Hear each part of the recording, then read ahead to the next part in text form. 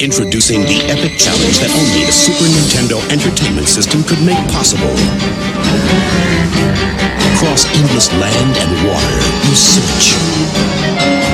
Now you're playing with power, superpower.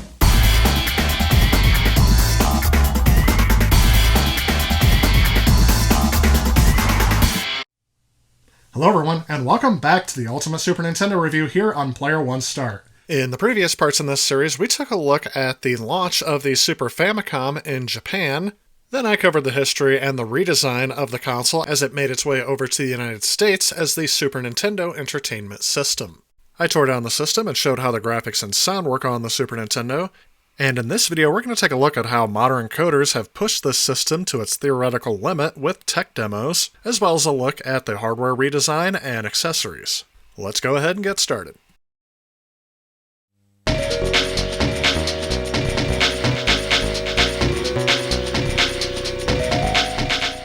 The first demo we're going to take a look at is one called Smash It by Elix. And while the credits are showing here, I will note that I am not an expert on how any of this stuff would have been accomplished, so the only thing I can speak to is just how this doesn't look like most of the stuff that came out for the Super Nintendo. I will also note that the audio during this demo is also being generated by the demo itself. It's not just music I chose to put over this. The first part of this demo shows a faux 3D effect where they have these, rectangular things, I don't know exactly what to call them, that are scrolling up and down, and then eventually you get a few of them that you can scroll up and down as well. The next effect is a person running on the screen. I'm not quite sure why there are lines there, or if that's part of the effect, but I'm pretty sure they're using something like color palette changes to make this happen. That's probably true of this next segment, where I'm going to call this a hallway that you're seeing scroll across the bottom.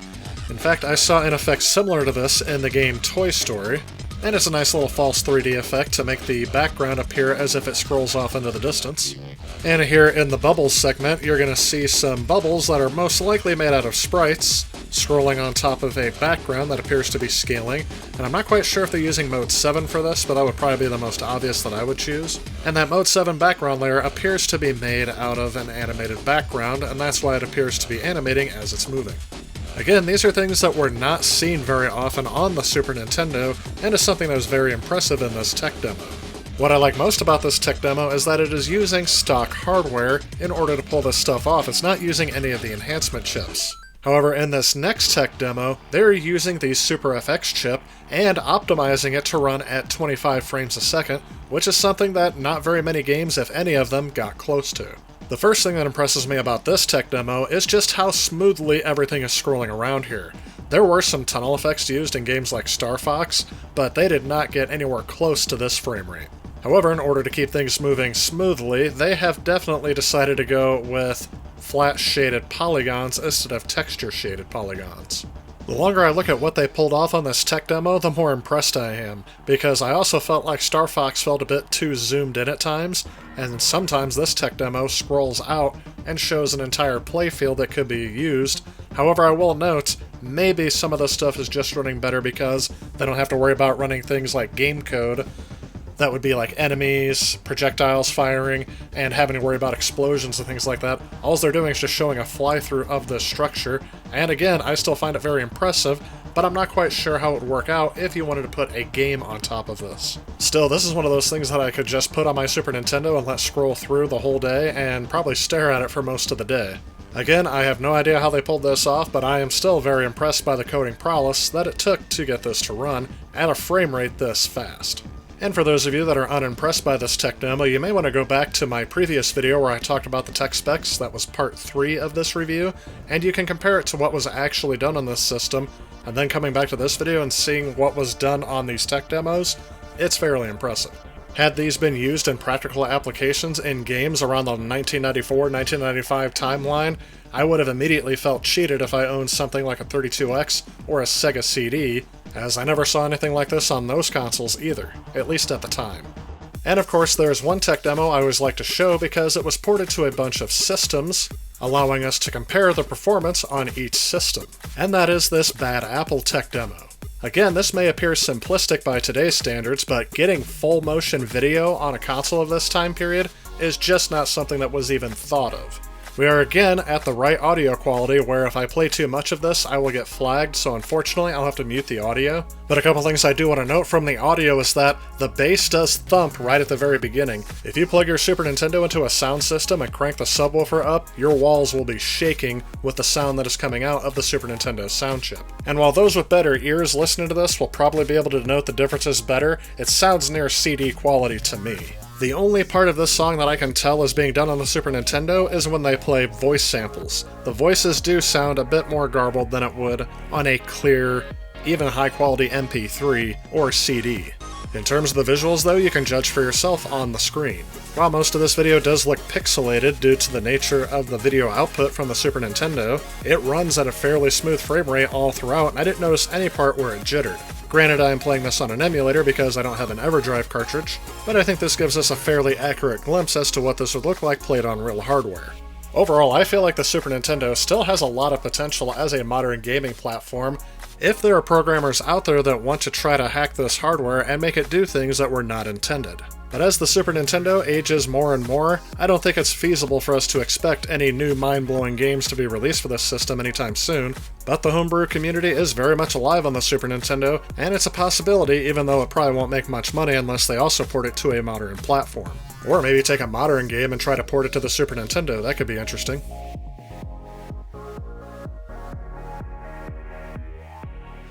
So that was a look at the homebrew and tech demos that are available on the Super Nintendo. Some fascinating stuff that you can see when clever programmers are able to push the hardware beyond what they were capable of doing even in their prime.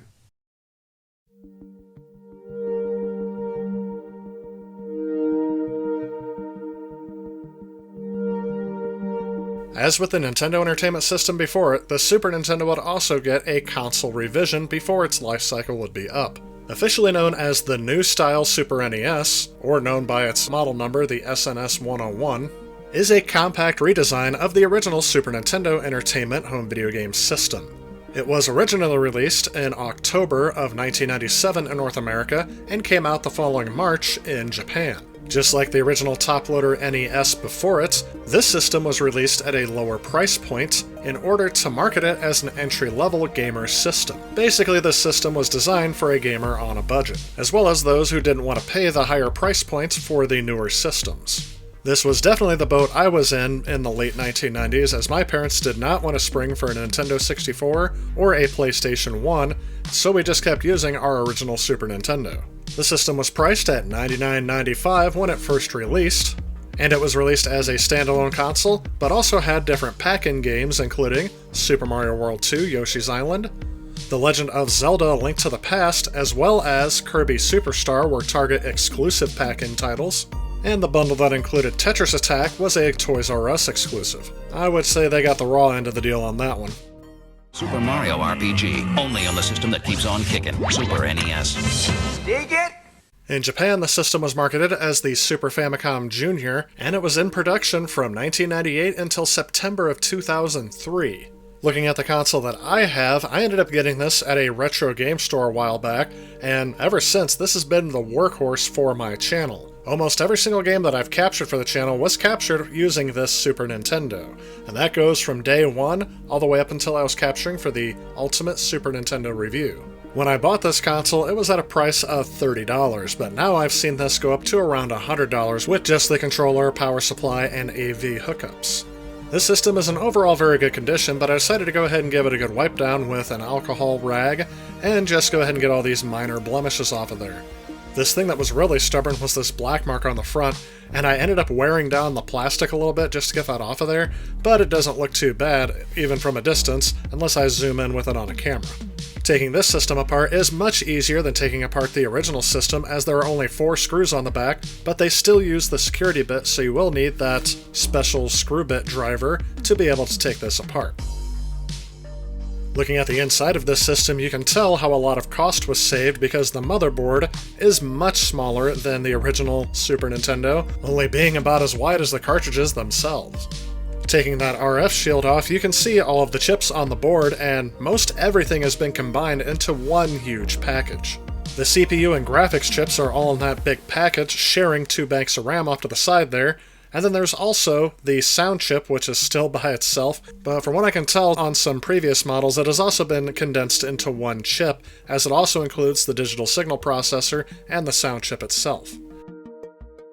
I should note that this is not the only system that used a single chip for the PPU and CPU, and if you can find this on an older model SNES that was produced in like 1994, 1995, apparently that one is the best one to get video out of because you can somehow tap into a line-level RGB signal output, kind of like component cables, and that will give you the best image out of the Super Nintendo without modification. This version, however, is a little bit different as you can't tap into those RGB values, you still have to rely on composite output.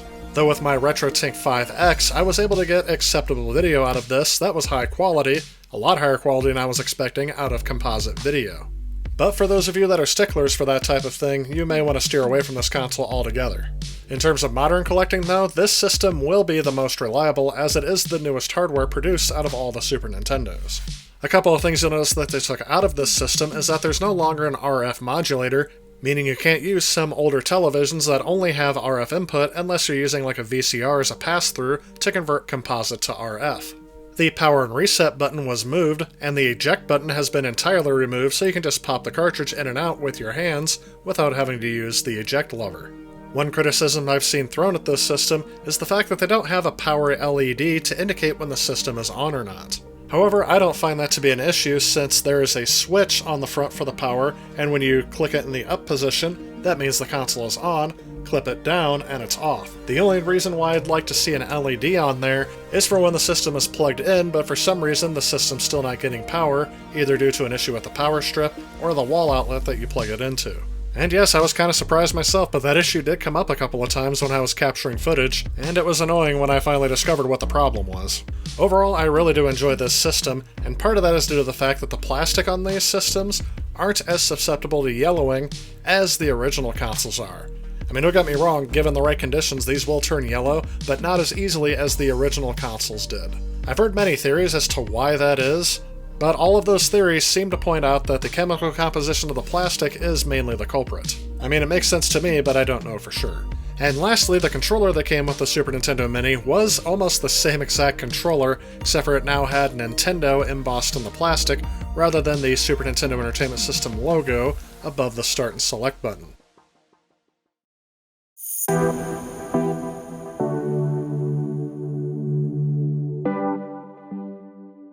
The Super Nintendo had a lot of accessories released for it, all throughout the 1990s. One of the accessories I've covered before on the channel is the Super Scope, otherwise known as the Super Scope 6, which was a bazooka-like light gun that was used with the Super Nintendo only on select games, and I already reviewed this accessory in its own standalone video. I'll leave a link to that in the description below. I've also done a video on the Super Nintendo mouse when I reviewed Mario Paint, which is most likely the reason why most of us ever owned a Super Nintendo mouse. Just like with the Nintendo Entertainment System before it, there was a cleaning kit designed specifically for the Super Nintendo Entertainment System, which allowed easy cleaning of the cartridge connector slot, as well as cleaning out the cartridges themselves. Although I just use a Q-tip these days for both, and it hasn't really failed me yet.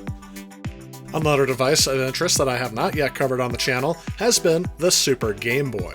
This accessory was one that my parents could not wait to pick up, as it would allow us to play our Game Boy games that we already owned on the Super Nintendo, and basically it doubled our game library. At least I think that's what they were thinking when they picked this up. I, for one, almost instantly stopped playing games on my Game Boy, except for when I was portable, and whenever I was home, I was playing it on the television screen.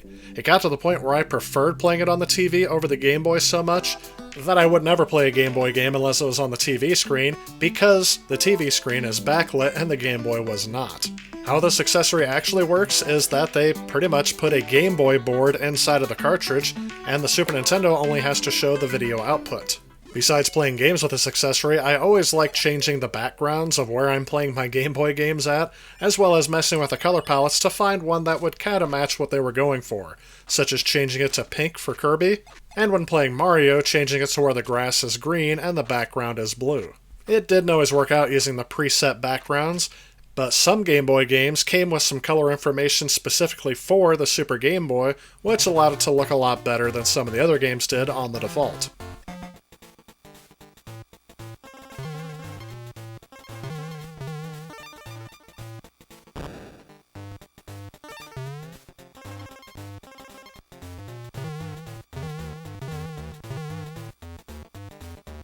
And for some reason, in case you just wouldn't want to play it any other way than using the shades of gray on green, that color palette is included as well. You could even draw your own background, though it would be erased every time you turned off your Super Game Boy. The Game Genie also made an appearance on the Super Nintendo despite their best efforts to squash the project, which would allow gamers to put in cheat codes into their games, or just modify it in ways not intended by the game developers. I already used this accessory in my game review of Aladdin because I felt like the Game Genie kind of fit in there, and I used it to give me the maximum amount of hearts to start out the game. And here's a neat little device that is apparently well sought after by speedrunners. This is a Nakitech Game Saver Plus, and what it does is allows you to use game save states on the Super Nintendo original hardware. I also did a video about this prior to the Ultimate Super Nintendo review. In fact, it's from the first year on the channel. And again, if you want to see more about that, I'll leave a link to that video in the description below. In the meantime, though, this is just a quick preview of how I was using it on Donkey Kong Country to cheat on this minigame so I can get all 3 barrels correct and get the reward. How speedrunners like to use this is they like to go to a certain part in the game, and they will save the state there so they can grind through it, and that way they don't have to grind through the entire game every time they want to practice one section. Thanks to the built-in battery compartment, it can remember the last time you saved a game even when it's unplugged. Until I picked up this hardware, I had no idea there was a device to allow save states on original hardware on the Super Nintendo, as I thought this was exclusive to emulators. There are many more accessories that I could point out for the Super Nintendo, both official and unofficial, but that would make this video way too long, so we're just going to move on by pointing out that those are probably the most common ones that you're going to find, other than all of the different controllers. And there are a lot of different controllers that were released for the Super Nintendo. And while I wouldn't consider this last thing I'm going to mention an accessory to the system, some people would, and that is, of course, a subscription to Nintendo Power. So even though that wraps things up for this video, in the next part we're finally going to start taking a look at games and the launch of the Super Nintendo here in North America. We're going to look at all the launch games and even some of the games that were released the same year.